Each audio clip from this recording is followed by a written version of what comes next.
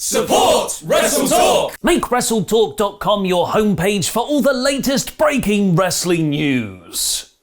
Just over a month since WWE's worst new annual pay-per-view, WrestleMania Fire Everyone, which saw the company release Samoa Joe, The Iconics and more, NXT got its very own takeover version, letting go a number of wrestlers and on-screen talent last night. The released names include former Sanity and Imperium member Alexander Wolfe, who was only just kicked out of the latter faction on Tuesday's episode, MMA 4 Horsewoman member Jessamine Duke, putting to rest any near-future hopes of a 4 Horsewomen versus 4 Horsewomen feud, referee Jake Clemens, who once turned out to be a Seth Rollins disciple on Raw, wrestlers Skylar Story, Ezra Judge, Vanessa Bourne and Kavita Devi, and, most controversially, referee Drake Wuertz. Wuertz was a long-time senior official in NXT since 2014, being a permanent orange-tanned fixture of multiple eras of takeovers. But reports and rumours of his erratic behaviour have started to come out since the pandemic began. Following reports of significant backstage heat on Wuertz, leading to him being barred entry to the Capitol Wrestling Center for weeks at a time, Fightful Select has now revealed he was also nearly involved in a backstage fight, noting that Ezra Judge, who was also released, almost felt the need to get physical with Drake, and that minorities within NXT took exception to the way things were worded by Wuertz. This was reportedly not an isolated incident, with people of colour repeatedly going to higher up management to complain about these situations. Fightful spoke to several people within the company who said Wuertz had nuclear heat brought on by himself, which had been ongoing for the better part of a year. One particular incident was reportedly around their In Your House takeover last June, which took place during the height of the Black Lives Matter movement. Triple H gave a speech to the roster at the time indicating that all people, races, genders and religions were welcomed, but apparently when religions were mentioned, Wuertz's attitude immediately changed, and he aggressively gathered his belongings and left. On top of this, Wuertz also had heat due to reportedly attempting to make political plays, such as trying to position himself for certain roles within the company, and was willing to try to put heat on others to get there, and attempted to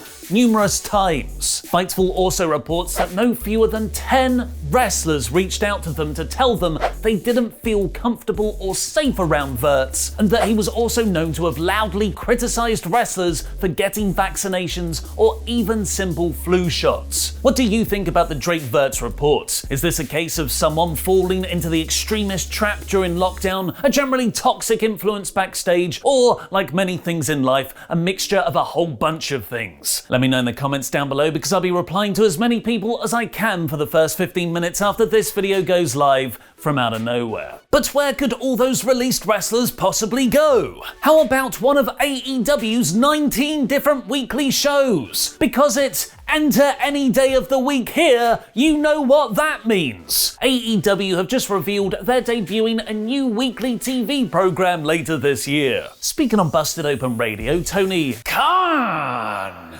announced a new 1-hour TV show called AEW Rampage, which will start this August on Friday nights immediately following SmackDown. This is different to their more developmental YouTube platform shows Dark and Elevation, and will be equivalent to Dynamite. He also revealed both Dynamite and Rampage will be moving to TBS starting in 2022. PW Insider is reporting that all this will result in an 8-figure payday for AEW. Brett Vitz of Warner Media, in a statement given to the New York Post, said this move was partly because of the network securing the rights to the NHL and needing to make room for it. Khan also revealed Warner Media asked at one point if I wanted to do 3 hours of Dynamite, and I said I really believed in doing it on another night. Thank you so much, Tony. I get questions all the time. Hey, Mr. Davis, you're such a successful YouTuber with a YouTube empire. How do you do it? The answer is quite simple. You make a video, and then you make another video, and another video, and you learn, and you tweak, and you grow until you take over the world. But firstly, you need the right tools, like the video editing software Wondershare Filmora 10, the fantastic sponsor of this episode, which you can download using the links below. Wondershare Filmora 10 is great for both beginner and experienced editors, which crucially comes with loads of royalty-free music and graphics so you can avoid any pesky copyright issues. Look, here's me being dragged around as a clip on the interface. I can put a red hat on, or a green hat, or a top hat, hat. I can edit so many hats onto my head, I am an editing god. In fact, this whole sponsorship has been edited on it. Check out the Wondershare Filmora Video Editor YouTube channel for loads of tutorials on what you can do. And if you like what you see, you can download it for free to give it a try right now using the link in the video description below. Keep in mind though, that free trial will have a watermark. Say, I wonder if there's a way to get rid of it also for free. Sure is! Download Wondershare Filmora 10, make something, like a meme of me or some fun wrestling thing, and post it on Twitter with the hashtag #CreateWithFilmora and tag @WrestleTalk_TV. The Filmora team will then pick one lucky winner to get a 1-year license for free. Support WrestleTalk, follow your dreams of becoming a wrestling YouTuber just like this guy, and download Wondershare Filmora 10 now. Now it's time for my review of AEW Dynamite in about 5 minutes. The show opened on Christian Cage versus Matt Sydal with both the specters of the Casino Battle Royal in the future, with both guys being in it, and the continuing feud with Team Taz, with Taz scouting Christian on commentary. Christian is so good at making every match feel like he's desperate last. He's Old Man Cage, which always makes the final third super dramatic. He hit a spear for his buddy Edge and won with a kill switch in a solid opener. Christian and Sydal then hugged in respect, but were jumped by Team Taz. Hangman Page awesomely made the save, just handing his whiskey to the injured Ricky Starks to hold, but got laid out too. Which means, that's right, we had Cage, Page and Cage in the ring at the same time. It's like a parody law firm. Hello, generic food delivery service? Put me down for a subscription order to your biggest humble pie. When the Acclaim first started out, I wasn't into their shtick. Now, I rewatched their promos probably more than anything in AEW. Caster had a brilliant line in his pre-match rap, saying Moxley's wife is all up in his mentions, trying to hit him up about the oral sessions. For bonus goof points, Bowens quickly shouted, "What? She's just trying to get us on the podcast," while Mox put his hands over Kingston's ears. The match itself was really good too, built around Mox and Kingston properly making a dent in the tag division ahead of their Double or Nothing title shot. Mox made a few mistakes, like getting caught in the opponent's corner, but overcame the heel cheating to win with a tandem paradigm shift. Wild Dean Malenko sighting. Scorpio Sky and Ethan Page cut an in-ring promo on Sting and Darby Allin, which brought them both out for a brawl. Sky and Page's act just isn't connecting with me, and I had my fill of Sting and Darby tag matches back with Team Taz. Wardlow downed a full bottle of wine and then shouted, "Another!" like he was a suave Thor, while the Pinnacle were having a fancy meal. MJF cut a promo on the Inner Circle, and Shawn Spears attacked a waiter for not serving him quickly enough. Shida took on Rebel next with her Double or Nothing challenger Britt Baker at ringside. Despite Rebel using the booking crutch behind the referee's back, Shida still made her tap in just a few minutes, and then Baker stomped Shida's face onto the women's title. This all felt a bit throwaway, and while it makes sense for Shida to take on Baker's goon before their championship match, Rebel's goofiness undermined the feud's seriousness. In another great backstage skit, we saw Kenny Omega and Don Callis visit Orange Cassidy in the trainer's room after he was knocked out by Pac last week. They offered him a contract that would delay his title match until later in the year, which he very, very slowly tore in two, while Kenny said, "I didn't even read it." The Inner Circle cut a good promo about blood and guts and accepted next week's Stadium Stampede. But no matter how great Jericho's delivery is, all that talk about never being the same again just doesn't hold the same weight coming back so quickly after the cage fall spot. It's Game of Thrones Series 6, where they're rushing through the story. Thanks for your support on Patreon, Chris the Cypriot Sensation Patro, and Kevin, wake 'em up, wake 'em.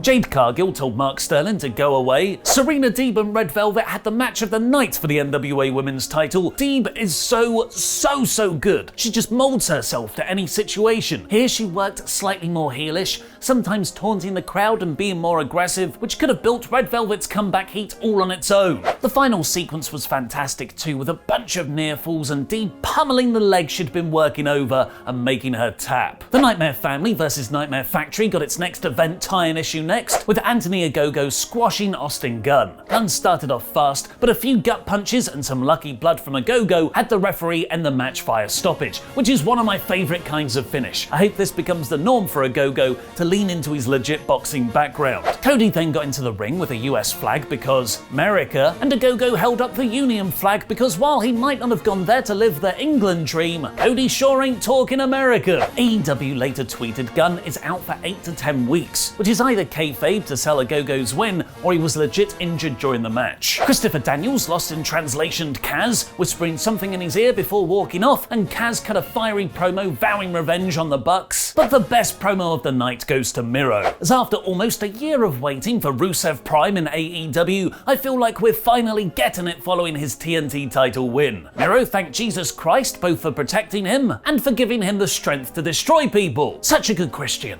Not that Christian. And then shouted at Jake the Snake, "There's not enough yoga in the world to save your ass if you get involved," when Lance Archer came out. I cannot wait for their title fight. Miro will face and presumably eat Dante Martin next week. And the main event saw the Varsity Blondes, who cut a great promo earlier in the night, take on the Young Bucks in a fun match. They've been the saviors of wrestling babyfaces for so many years now, I forgot how incredible the Bucks are at being obnoxious douchebag heels. Pillman tapped in the sharpshooter after a load of cheap heat cheating spots, including Matt Jackson using the cold spray in Julia Hart's face, and then Mox and Kingston beat them down to close the show and steal their very expensive trainers. What did you think of Dynamite? Let me know in the comments down below, or vote in the poll on a poll match on our community tab, where Oral Sessions Giggity is currently beating Serena Deeb's Consistently Awesome by a landslide. This is why we can't have nice things.